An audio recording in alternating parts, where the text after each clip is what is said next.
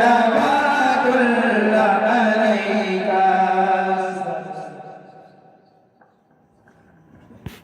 سے پہلے میں ہمارے مہمانان گرامی جو رامپور سے تشریف لائے ان حضرات کا شکر گزار ہوں، اور آپ تمام حضرات جو یہاں تشریف لائے، بس اتنی بات عرض کر دوں کہ ایک عام سخی کے یہاں اگر کوئی چلا جائے، دروازے پر دستک دے تو وہ خالی ہاتھ نہیں لوٹاتا۔ تو یہ تو اللہ والے ہیں، یقیناً جب ہم آئے ہیں اور اپنا پورا وقت دیا ہے تو دامن خالی نہیں رہیں گے۔ آخر میں یہ بات عرض کرنا تھی کہ میرے والد پیلی بھیت جو تشریف لائے، بہت چھوٹے سے بچوں میں، بہت چھوٹی عمر تھی، ایک مدرسہ جو بہت بڑی یونیورسٹی ہے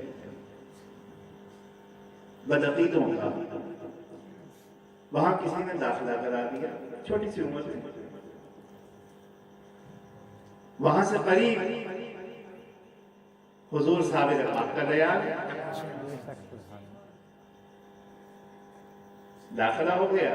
کچھ لوگوں نے کہا کہ یہاں ایک ہستی ہے جنہیں حضور صابر علاء الدین کلیری کہتے ہیں۔ میرے والد کہتے ہیں کہ ہمارے یہاں افغانستان میں حضور غوث اعظم کے ماننے والے اور ہم غوث اعظم کو جانتے ہیں، لیکن جب کسی نے حضور صابر پاک کا ذکر کیا تو کہا کہ بزرگوں سے ملاقات کا، ان کی بارگاہ میں جانے کا، حاضری کا ذوق تو تھا، چل دیے وہاں حاضری دی۔ اب دیکھیں آپ کیسے بہانہ بنتا ہے، اس لیے تو ہم صابر پاک کے بھی دیوانے ہیں۔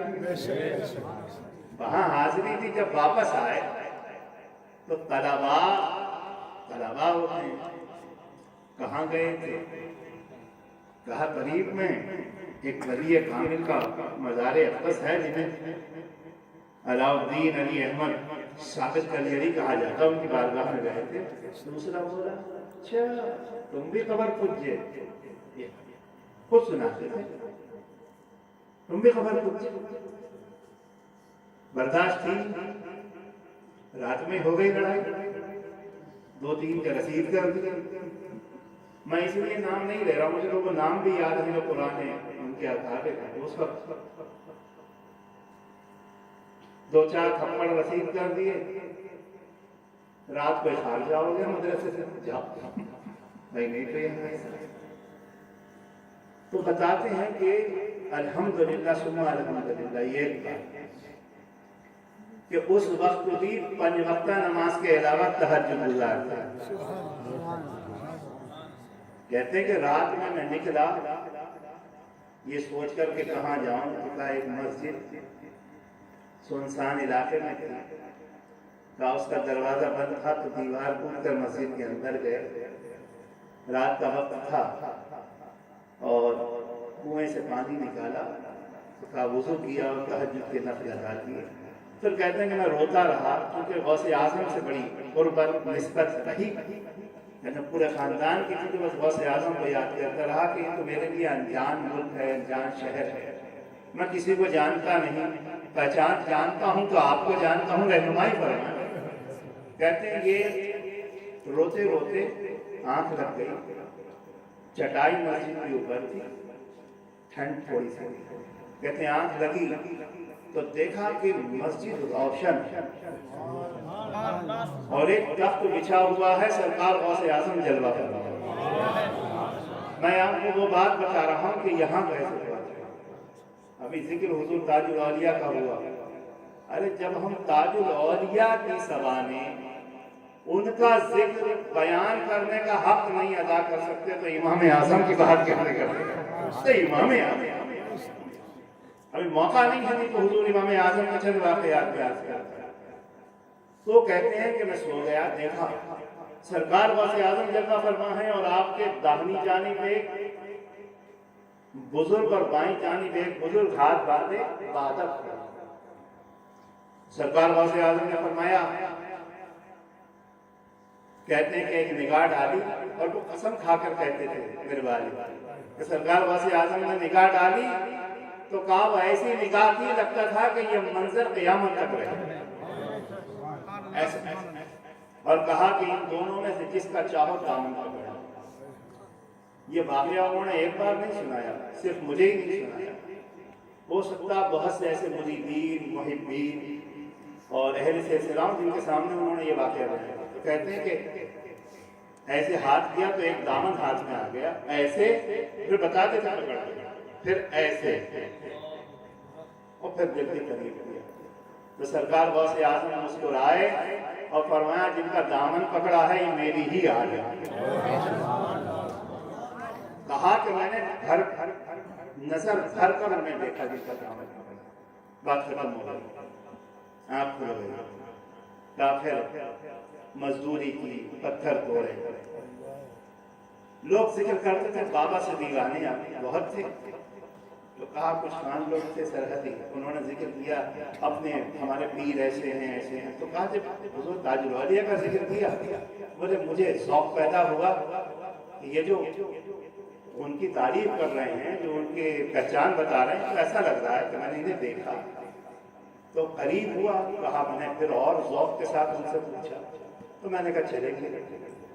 تو کہتے ہیں کہ جب میں آیا اور اس دربار میں جب اوپر چڑھا تو سرکار تاج الاولیاء سامنے جلوہ فرما تھے اور کلمہ پڑھ کے کہتے تھے کہ میری آنکھیں یہ یقین نہیں کر پا رہی تھی کہ برسوں پہلے جنہیں خواب میں دیکھا وہ حقیقت میں آج میرے سامنے ایسے آئے ہیں.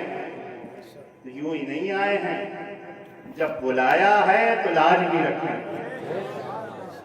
اور پھر بلایا تو دور بھی نہیں بھیجا، اپنے قریب نہیں رکھا.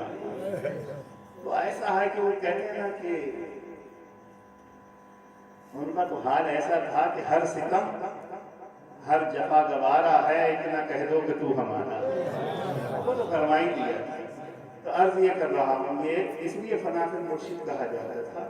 کہتے ہیں نا کہ میں فنا اتنا تو ہو جاؤں گا تیری ذات عالی میں، جو مجھ کو دیکھ لے اس کو تیرا دیدار. کوئی یہ کہتا تھا، کوئی نیا ہوتا تھا وہ دیکھتا تھا تو یہ کہتا تھا کہ ایسا لگتا ہے کہ انہی کے خاندان فنا پہ مرشد تھے. پھر تو الحمدللہ قریب بھی رہے اور صرف مرشد کے حکم کا انتظار تھا. چونو چلا کا معاملہ نہیں تھا، کیوں کیسے کیا، جو حکم دے دیا وہ دیا. اس لیے کہ وہ حکم دینے والے بھی تو کون تھے. میں نے کہا کہ ایسے واقعات میں نے حضور تاج الاولیاء کے اپنے والد سے سنے ہیں کہ ایسا لگتا نہیں کہ کوئی پچھلی صدی کا بزرگ تھا، ایسا لگتا صدیوں پہلے کے کوئی جن میں وہ باتیں پائی جا رہی وہ حضور تاج الاولیاء میں پائی جا رہی کہ پیدائش سے پہلے اپنا نام خود بتا رہے ہیں. پڑھا دو، ایک کتاب دے کر آئے کہ پڑھا دو. سرکار اللہ علیہ نے فرمایا کہ تم ہو کون؟ تو کہا میں آپ کا شہزادہ عبدالقدیر. تو وہی عرض کر رہا ہوں کہ یہ ہمارے بزرگوں کی پاور ہے، طاقت ہے. اللہ نے بڑی قوتیں رکھی ہیں.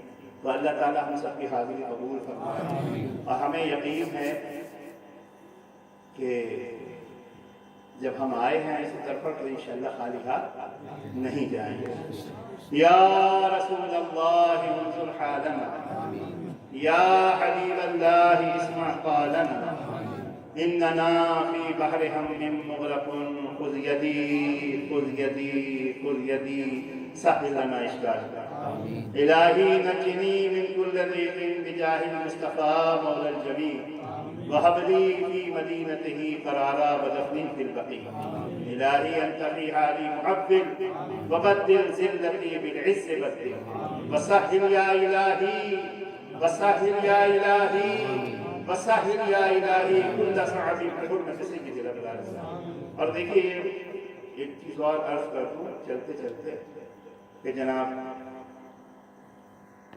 صوفی محمد عارف صاحب جمالی،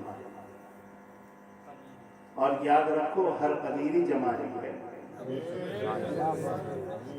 کیونکہ حضرت حافظ شاہ جمال اللہ ہیں تو ہی تو ہم ہیں، یہی تو سلسلہ ان سے. تو یہ کوئی معمولی بات نہیں ہوتی. وہاں جو جاروب کشت حضرت کو بڑے شاہ، ان کا سنا ہے کہ سرکار شادی بابا جب تشریف لے گئے تھے اور وہ شوق سے آگے بڑھے، ہمارے ماموں اکثر یہ باتیں بیان کرتے تھے، شوق سے آگے بڑھے کہ میں دروازہ کھولوں، شادی بابا نے منع فرما دیا. لیکن انہیں ناگوار گزرا، شادی بابا واپس چلے آئے. تو روحانیت میں کچھ معاملات آپ نے ایسے دیکھے. آپ دوبارہ تشریف لے گئے رام کو اور لوگوں سے پوچھا کہ کوبڑے شاہ کو پسند کیا آئے گا؟ گڑ پسند. واہ، گڑ کی بیریاں لے گئے. یہ ایک میں اللہ والوں کی بارگاہ میں جھاڑو دینے والے ان کی بات بتا دوں. سرکار شاہی بابا لے گئے، چلو حاضری کرا دو. تو فرماتے ہیں اچھا جب باطن میں دیکھا اور کچھ اور نظر آیا تو اب آیا. یہ ان کے یہاں کی بات ہے. تو اگر ہمارے اس جلسے میں سرکار حافظ شاہ جمال اللہ علیہ رحمۃ و رضوان کے یہاں سے نمائندگی ہو رہی ہے، یہ بھی ہمارے لیے مقبولیت کا باعث ہے. اور بڑی بات ہے کہ اس سلسلہ جب وہاں سے آئے اور پھر وہ جو وہاں سے سلسلہ خلافت چلا ہے، پھر ادھر آ کر تفویض ہو گیا ہے. اللہ تبارک و تعالیٰ یہ ذمہ داری اس کو بھرپور نبھانے کی طاقت بھی عطا فرمائے اور مولا تبارک و تعالیٰ سلسلہ عالیہ، قادریہ، قدیریہ کو مزید ترقیاں عطا فرمائے. اور ان قریب عرس ہے، کس تاریخ ہے؟ 22-23 مارچ حضور عارف حق صوفی اعجاز محمد میاں علیہ رحمۃ و رضوان کا نانکار شریف میں. جن حضرات سے ممکن ہو چلے تو پہنچتے ہیں ہر سال.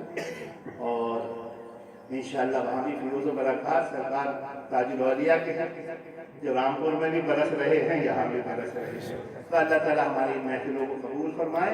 کل صبح 9 بجے انشاءاللہ کل کا آغاز ہوگا اور 10:40 پہ دعا ہوگی، اور کل شام بعد نماز عشاء محفل سماعت. اللہ تعالیٰ قبول فرمائے اور ہمارے اہل شر سے ہم سب کو محفوظ فرمائے.